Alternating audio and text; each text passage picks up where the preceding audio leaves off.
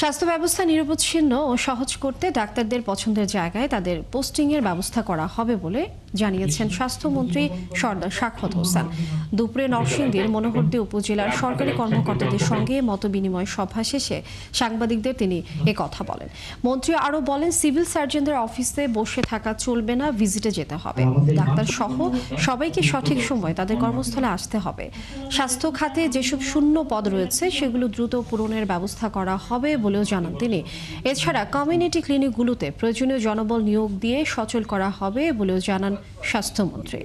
আমরা একটা নতুন পলিসি নিচ্ছি পোস্টিংয়ে, সেটা হলো যে যেখানে যেতে চায়, যার বাড়ি যেখানে যেতে চাইলে ওখানে আমরা দেব, স্টার্ট করবো আমরা এখন বলতে ইমিডিয়েটলি।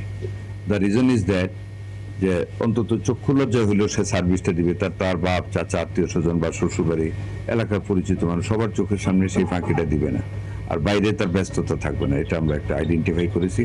আমরা জিজ্ঞেস করবো তুমি কোথায় যেতে চাও, কোথায় কমফোর্টেবল, ওখানে আমরা দেবো।